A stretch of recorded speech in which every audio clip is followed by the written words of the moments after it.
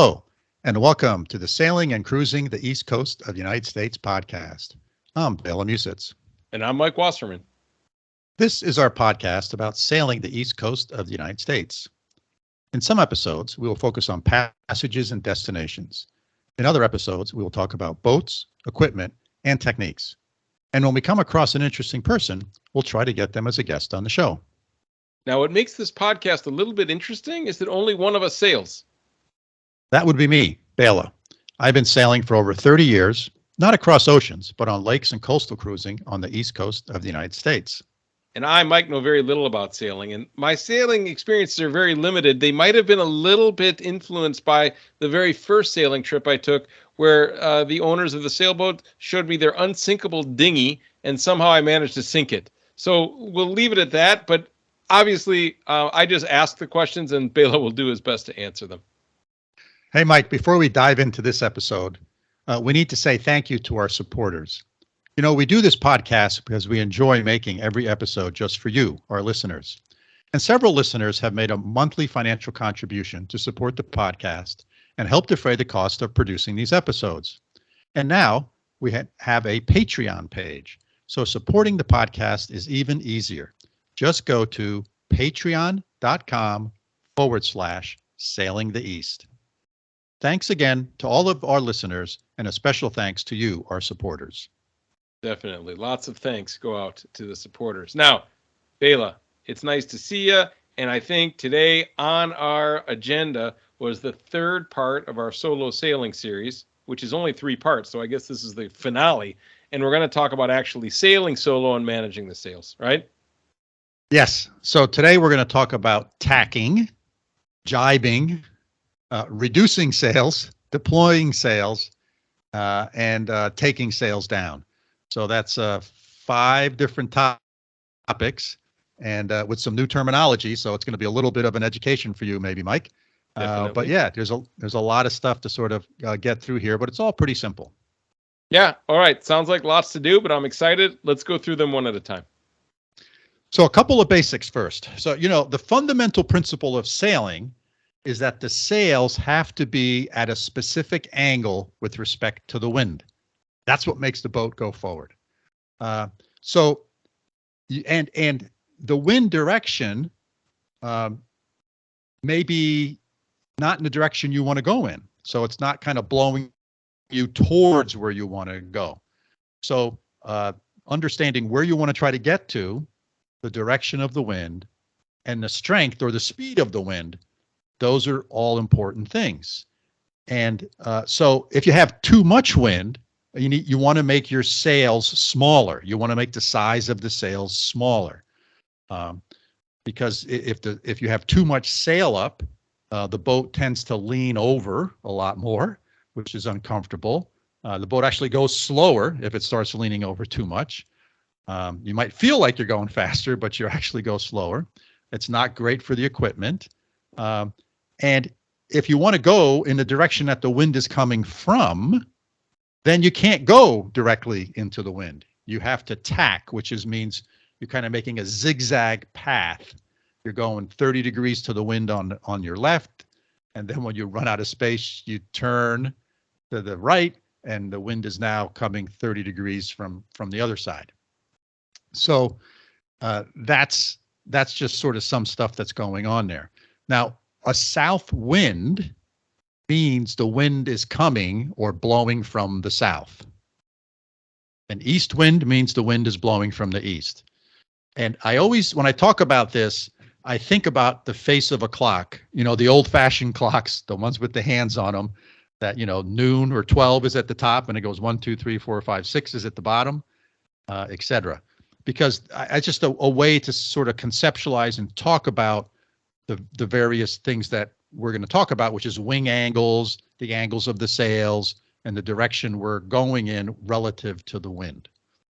So let's say the wind is coming from 12 o'clock or noon. You cannot sail between 10 o'clock and 2 o'clock. That space that spans 10 o'clock, 11 o'clock, noon, 1 and 2. You can't sail into that direction. Now, some boats can sail at 11, right? And other boats, it varies by boat. But in general, we're just going to say you can't sail between 10 and 2. So if you're trying to get to anywhere that's in the direction between 10 and 2, you can't go directly there. So you sort of have to sail along 10 o'clock lines for a while, let's say, like you're sailing in that direction relative to the wind. So the wind is coming from noon, but your boat is pointing to 10 o'clock. And then when you have to turn because you run out of land, or excuse me, you run out of water, then you have to turn your boat now towards 2 o'clock. And the front of the boat passes through the wind. The concept, right? The front of the boat passes through the wind. So I have to go back and forth, and this zigzag back and forth in the direction I want to go. And when I make this change from going from 10 o'clock to 2 o'clock, that's called a tack, or I'm tacking. So I'm moving, the wind is going from coming over one side of the boat to coming over the other side of the boat, and the sails need to be moved from one side of the boat to the other side of the boat when you're doing this tack. And so there's 2 sails on a boat that you got to worry about. There's the mainsail. The mainsail's the big one that's attached to the mast, and it's also attached to the boom. So the bottom of the mainsail is attached to a boom, and the leading edge is attached to the mast. And the mainsail pretty much takes care of itself because it's attached to a boom. So as I turn the boat through the wind, the mainsail is sort of free to swing, and it will swing from one side of the boat to the other side of the boat, and it swings nice and gently because I'm passing through the wind. Now, the jib, on the other hand, which is the sail in the front of the boat, that's attached to the boat by the forestay, which is a cable that runs from the top of the mast to the bow of the boat. And that's the only place it's attached. So the rest of the sail is free. If you think of it as a triangle, with the hypotenuse is the part that's attached to the forestay, this cable that runs from the top of the boat to the bow of the boat, the other corner of that triangle, the loose corner, is attached to a line, the jib sheet. And that jib sheet comes back to the winch. And that's how you kind of control that end from flopping around. Because it's not attached to the boom. The boom one is attached, so it can change angles, but it doesn't flop around loosely. So now what I need to do is when I want to tack, let's say I'm going at 10 o'clock to the wind, I'm going to turn the wheel. First of all, here's what I do. Let me take a step back. I'm going to get there's a jib sheet for each side of the boat. There's a jib sheet for port and the jib sheet for starboard. So if I'm pointing at 10 o'clock, that means the sails on the boat are going to be on the port side of the boat. So my mainsail is going to be over to port slightly, and my jib will be on the port side of the boat. So my jib sheet is attached to my port winch. And that's tight. That's what's holding the sail at the proper angle to the wind. My other jib sheet is loose, but it goes around to the starboard side of the boat, and I will take that jib sheet and make sure it has 1 or 2 wraps around the starboard winch, because that's how I'm going to pull it tight. Yep. So now what I'm going to do is when I'm ready to turn, what I do is I turn the wheel to the right. So I'm turning to the right now. I'm turning so the wind was at 10 o'clock to the wind. The wind's coming at noon, and I'm going to turn through the wind. So now the wind is still coming to me at noon, but I'm facing 2 o'clock now.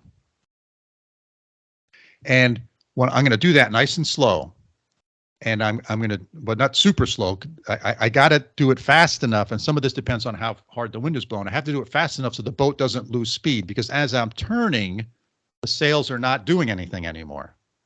So I need to maintain my momentum, because otherwise I'll just get stuck there and start flopping around like a fish on the riverbank, right? So I have to do it fast, but not super fast. So I make the turn, and this is, again, different for all boats, how fast you have to do this, etc. I make that turn, And I don't even worry. The mainsail will just sort of take care of itself. It will slowly flop over to the other side of the boat, and it'll be fine because I'm still at approximately the same angle to the wind, but on the other side. So the mainsail sort of takes care of itself. But what I want to do is as I turn, I sort of get my new heading, and then I lock in that heading with the autopilot. And what happens is I actually let the jib backfill. And what that means is as it goes through the wind, the jib is gonna go from being blown to the left to being blown towards the right. And since that line that I have holding it is still attached to it, the jib sheet's actually gonna have like a bow in it. It's gonna be blowing to the right until it comes around to the mast, and then it's backfilled. Let me just say it's backfilled. And if I was trying to go fast, I wouldn't do this, right? But this is not about going fast when you're solo sailing. This is about keeping things under control.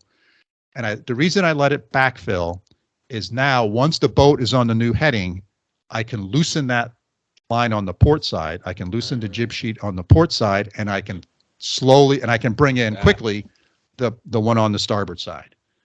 If I don't let it backfill, if I had more crew on the boat, when I'm turning, I'm releasing that jib sheet and I'm quickly pulling it on the other side. But when I'm solo, I can't do that. I don't have enough hands, right? If I was an octopus, I could do this, but I only have 2 hands. So I let it backfill. And that was the key discovery for me, was when I'm doing these tacks, is don't worry about the jib, get the boat on the heading, and then once the boat's on the heading, then you can bring it in. Because when I was doing it simultaneously, I was typically overturning the boat, and I was getting myself into more trouble. Yeah. So I just let it backfill. It's fine, and then I can release it and pull it in on the other side. Interesting. So now, okay, we've got turning upwind. Yep. And then you turn downwind. Yeah. Right? Yeah. So that's called a jibe. Okay. And how are they different?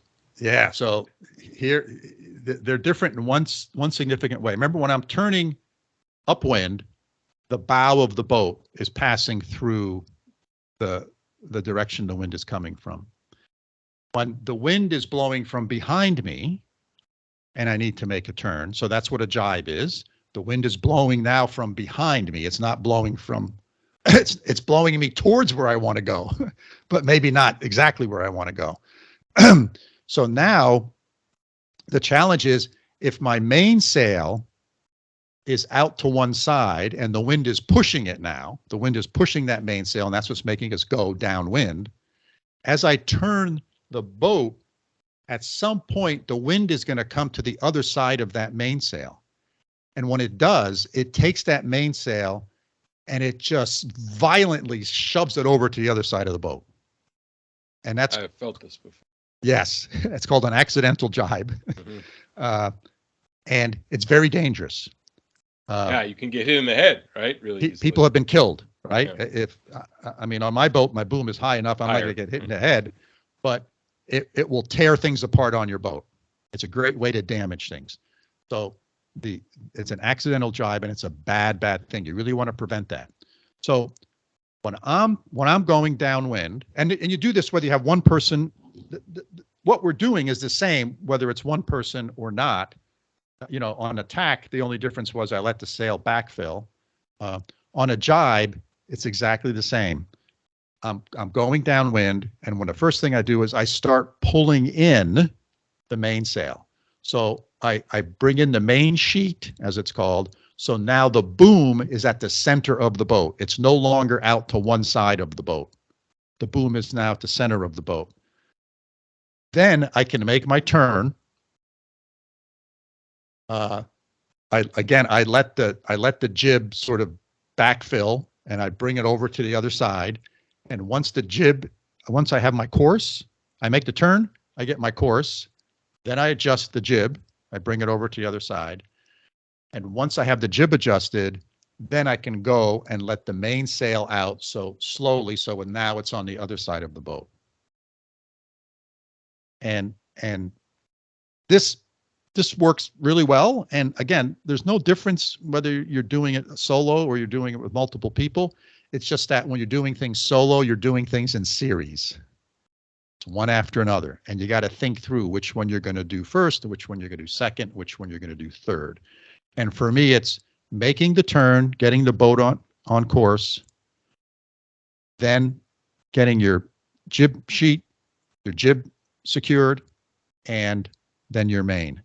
And if it's a jibe, the important step there is bringing your main, bringing your main sail and the boom to the center of the boat. So when the wind catches behind it, it can't go anywhere. It's kind of secured right in the center of the boat. And that's really, really important. And that's true whether you're doing it with 3 people or you're doing it solo. That's one of the steps that happen. But it all happens simultaneously when you have multiple people. Doing it yourself, that's the first step. Let's get that mainsail in the center of the boat. Interesting. So it's just a repeatable process essentially, but you just got to work on that process Yep. for your boat and stick to it again because of that risk when you're jibing of the boom swinging.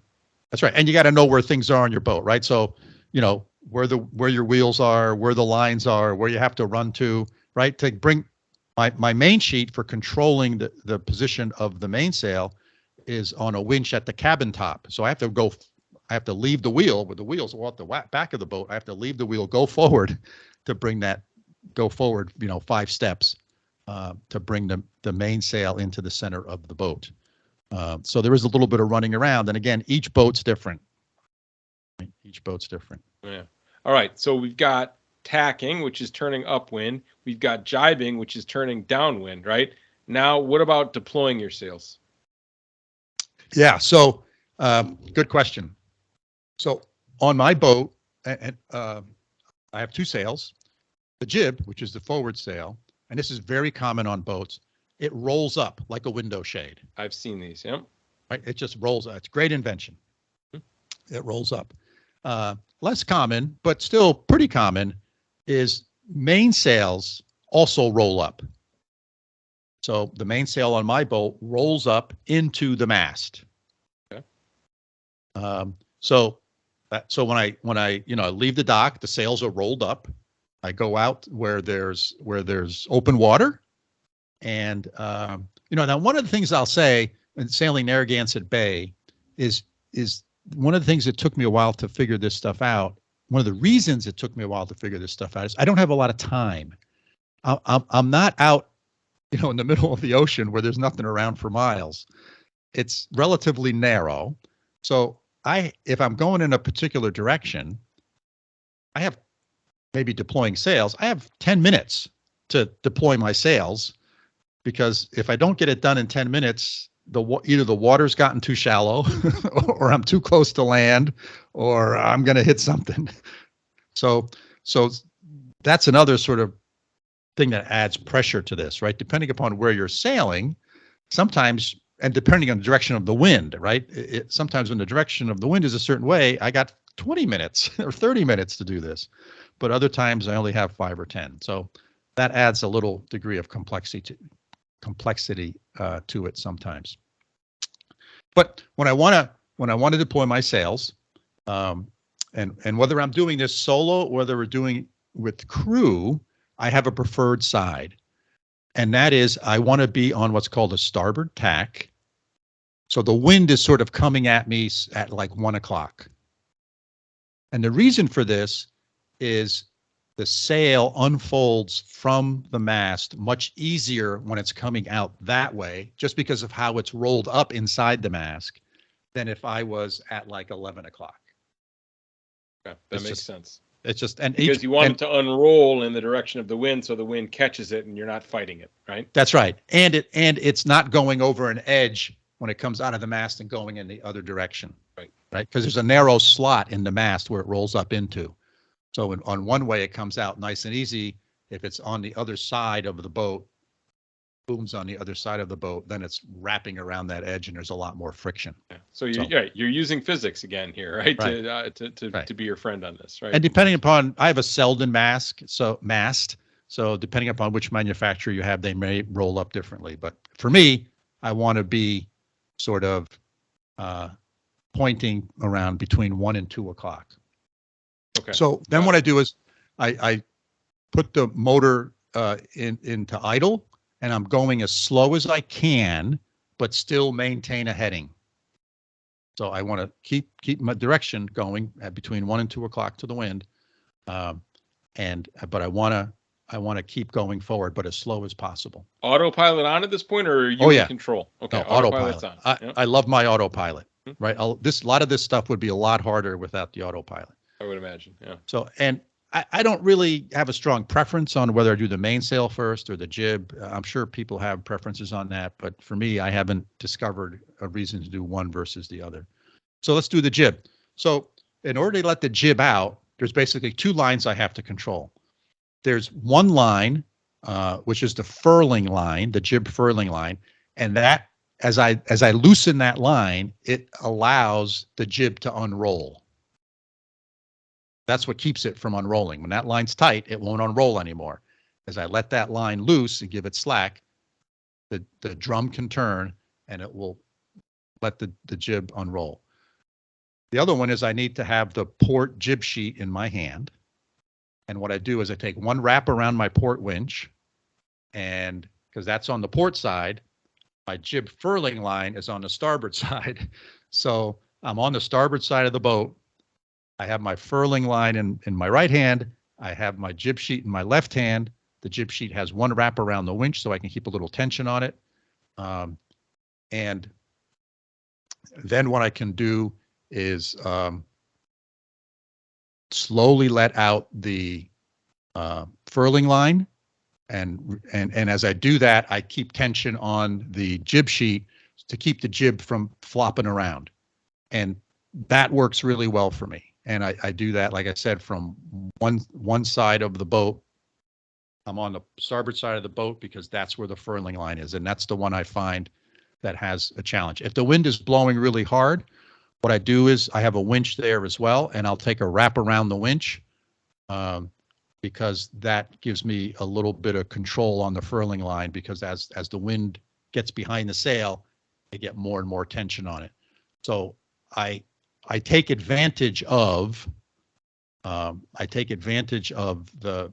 winches I have on the boat to help make this easier for me. Okay, that makes a ton of sense so far. I get it. Yeah. So, all right, so you got that done. Bela, okay, I got it. So we've got the jib all set. How about deploying the mainsail? What happens there?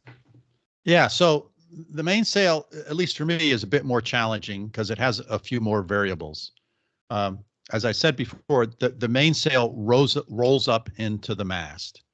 And since it's rolling into a confined space, right, the mast only has so much space, you need to roll it up snugly with sort of no wrinkles, and both snugly and with no wrinkles, where the jib just sort of rolls up around itself and it's not really confined. So the jib is a lot less sort of critical. If you roll it up loosely, who cares? So the challenge with these is with the mainsail is sort of getting, first of all, making sure you put the mainsail away properly, because if you didn't roll it up tight and without wrinkles, it's really hard to get it unrolled because it tends to jam. But we'll talk about rolling it up in a second.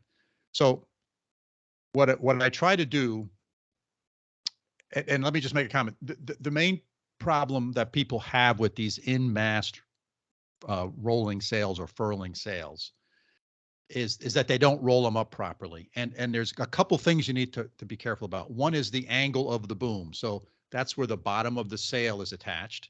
And as you can imagine, if that angle isn't, if it angles up too high or angles too low, it sort of pulls on the sail because the sail's attached to the mast. It's this right angle. So you sort of want a right angle. If it's not a right angle, or depending upon how your sail was cut, it may not be a right angle. It may be a different angle. So you have to figure it out for your sail.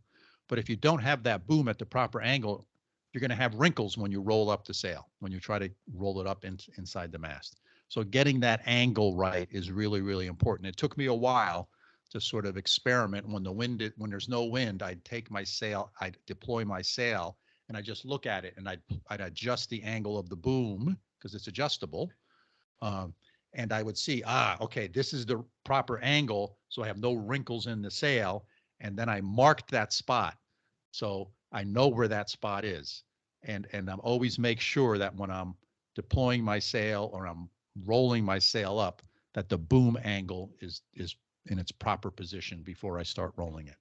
Makes sense. And that keeps it even too, right? If the angle That's right. is a little off, it's going to be too fat on one end or too thin on the other end. And that's how it jams up, right? Exactly. Okay. And Got that's it. where all the problems are with these things is they jam.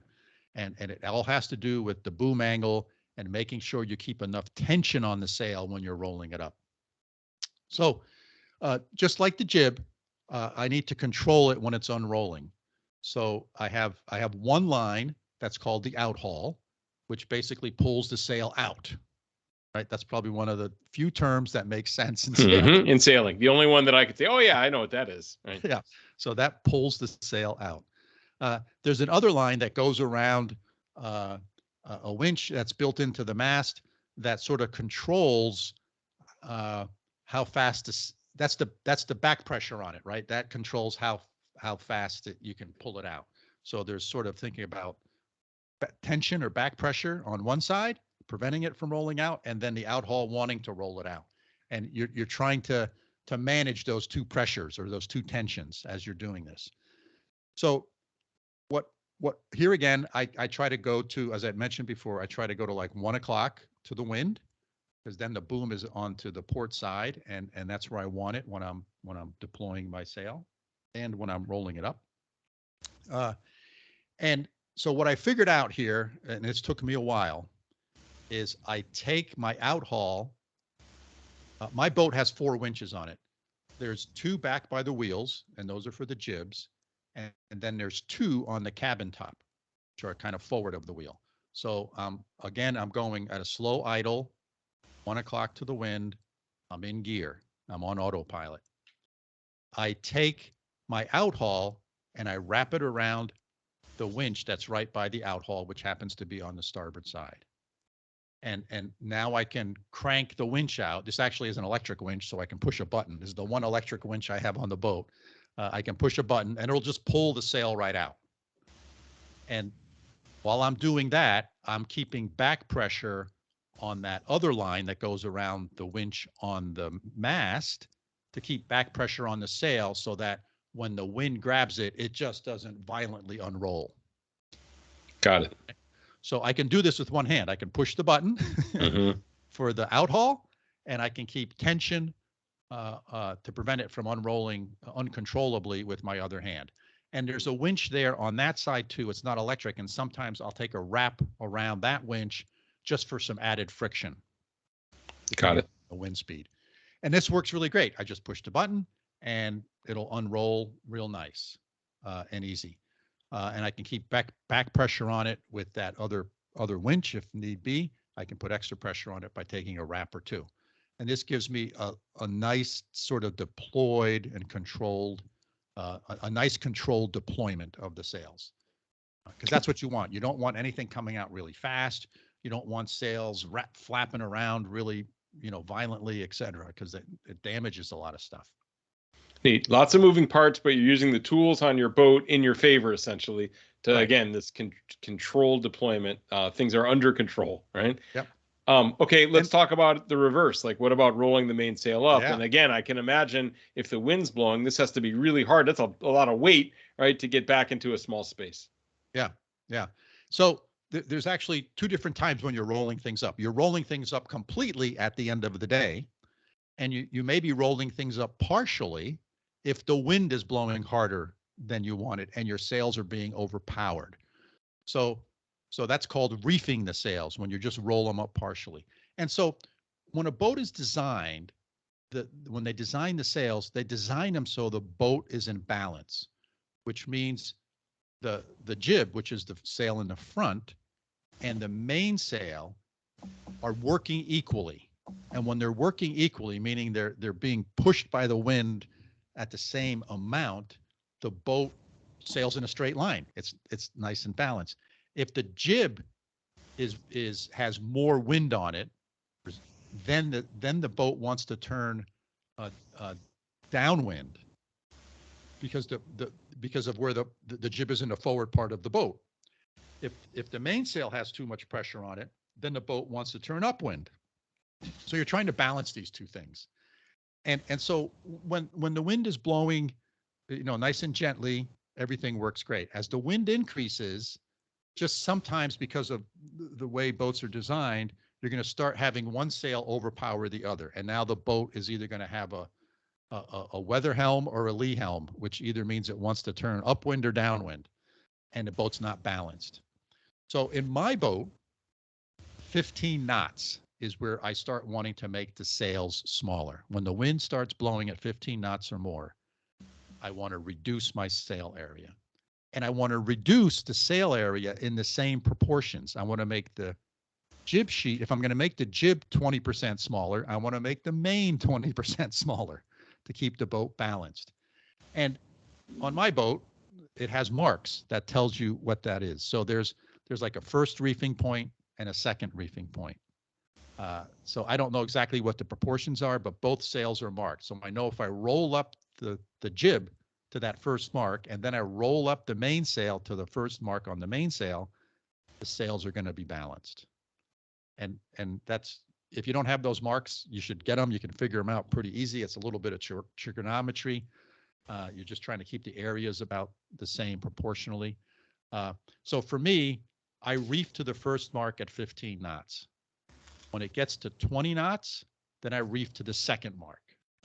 And if it gets to 25, I take my sails down. No, okay. And every boat is different, right? And every boat is different. Every sailor is different. And this is when I do when I'm solo, right? When I'm out with 2 people or 3 people and we like it, those rules change. But when I'm out solo, when I see 15 knots on the wind meter, I'm going to my first reef. Okay. Because again, things get harder when the wind starts blowing harder. Things get more difficult, I should say, when the wind is blowing hard. And for rolling up, again, this is taking me a couple of years to figure it out. And I use my winches to make this easier. But let's talk about rolling up the mainsail first. Okay, we'll do the main. We'll do the mainsail first. So what I do with that is, again, I'm trying to sail at about 2 o'clock. I put the motor on, and I'm sailing about 1 or 2 o'clock to the wind, which means I'm barely sailing. Because remember, the boat can't sail between like 10 and 2. Right. So the boat's pointing around 1:30, but I have the motor on, and the motor is keeping me at that angle. I take the outhaul, which is the line that keeps the sail out, and I wrap that around my starboard jib winch. So it runs almost to the back of the boat. I take 1 or 2 wraps on it, and I hold it in my hand because I'm standing up near the cabin top, because that's where these lines are. I take the line that's going to roll the sail up, right? The one I need to pull on to roll the sail up. I take 1 turn around the port winch because I need to change the angle of it. Think of it as a pulley. I'm just a right-hand turn there, and I use the winch. I actually use the winch backwards. It turns in that direction freely. And then I take it over to the electric winch, which is on the starboard side. Because you want to use that to roll the I want to use the power. Otherwise, I'm cranking it by hand. Right. And it's hard to keep it even, and let the motor be your friend. So now I can push the button, and that will start rolling up the sail. And with the outhaul line in my hand and 1 wrap or sometimes 2 wraps around that jib winch on the starboard side, I can keep back pressure on it to make sure it rolls it up with the proper amount of tension, and it's not. So there's no wrinkles, and it's right. Got it. And here again, I just push the button, and that works very well with one hand. The other hand, I keep tension on it. The boat's an autopilot. It's going at this angle to the wind. There's not a lot of pressure on the sails because I'm at sort of that 1 o'clock, 1:30, where the sails are not working very well or not working hard. They have very little tension on them. And I control the flopping around and the whipping of the sails by the back tension. So here again, this has worked for me very, very well.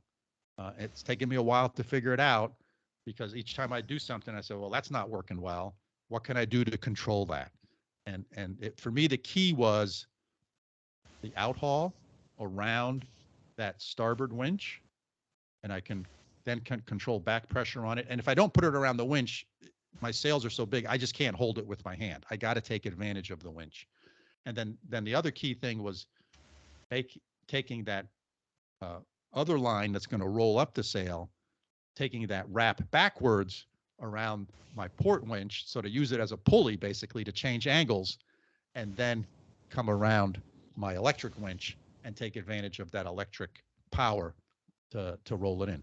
And so whether I'm reefing the sails, i.e. making them smaller because the wind is picked up, or whether I'm rolling them up all the way, it's the same process. It just depends on when I stop. When you stop. Right. So that works really good for the mainsail. Now onto the jib. So this one's pretty easy. Here again, I'm at 1 o'clock. So the jib is out on the left-hand side of the boat. I take that port jib sheet, it's wrapped around the winch, maybe twice so I can control it, maybe sometimes 3 times. And I take my furling line, my jib furling line, and I wrap that around the winch on the starboard side. I'm on the starboard side of the boat.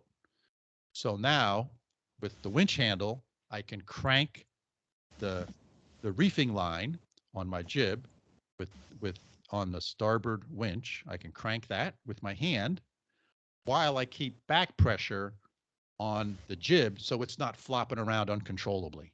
Because if I just let that line loose, the jib just sort of flops around crazy. And so here I can keep some back pressure on it to keep that little bit of control on that sail while I use the winch to roll it up. And the good thing is, as these sails get smaller, both the main and the jib, as you're rolling them up, all of this gets easier, right? Because the forces go down. Mm-hmm. And a couple key things for me that made this all possible. One is a lot of books talk about pointing directly into the wind when you're taking your sails down or reducing your sails. And I found when I did that, the sails flop around uncontrollably. I can't control them. So this notion of being at like 1 o'clock to the wind was a big discovery for me, because it allowed me to keep it, and it didn't take a lot, but it allowed me to keep back pressure, whether it be on that jib or the mainsail, to keep it from flopping around. Nice. Just enough tight, right? To keep some Just tension enough. on there. Not Just so enough. it makes it too hard, but enough. It actually makes it easier. A little bit of tension makes actually the whole process smoother. Exactly. And for my boat, the sweet spot was 1 o'clock, 1:30. If I'm at noon, I can't control it because it's pointing too much into the wind. It's flopping around. And if I'm like at 2 o'clock or 3 o'clock, there's just too much wind pressure on it, too much force on it. So finding that sweet spot was really important for me. So that was important. Number one was keeping back pressure, both on whether I'm rolling up the main or whether I'm rolling up the jib. And then the other one was figuring out how to utilize my winches.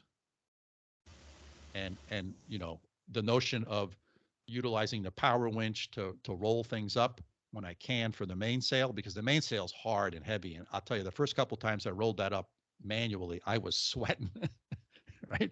It's a big sail, and notion of using that power winch to help roll it up, and then being able to use the winch on the other side of the cabin top as effectively a pulley to make that right angle turn, because the way that my line comes out on the cabin top, I can't run it directly from where it comes out of a cam cleat over to that starboard side winch. I have to have some kind of pulley mechanism to get it over there, and I use the winch as that pulley.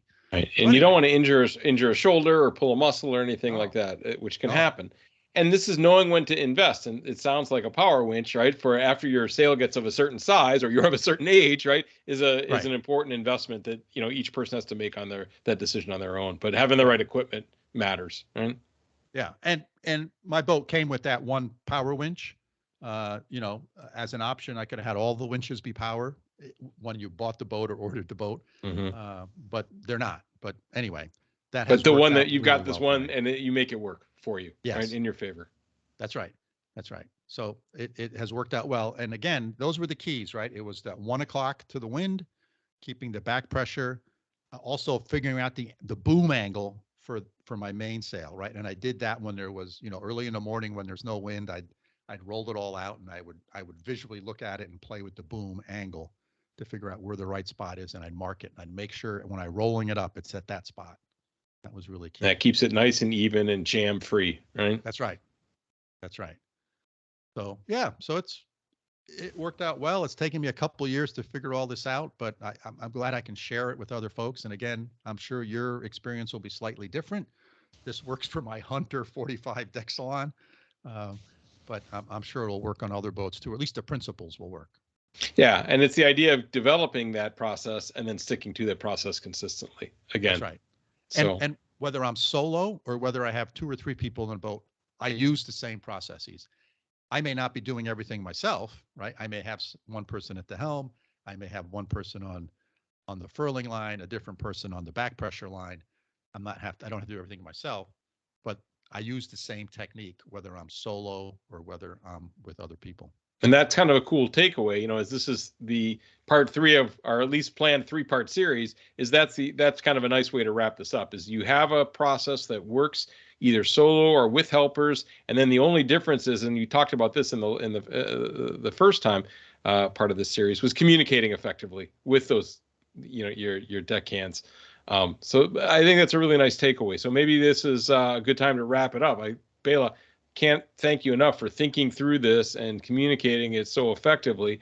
For me, for a novice, I get it and I understand it. And I would imagine that people with a little more experience who know the terms and have done this can visualize it even easier. But, thanks again for an informative 3-part series.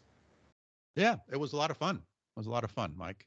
Great. Listeners, thanks for joining us. And we hope you found this interesting and thought-provoking. And as always, if you have questions about what we've discussed or suggestions for future episodes, or even future addendums to the solo sailing series, let us know. Shoot us an email at sailingtheeast, all one word, @gmail.com.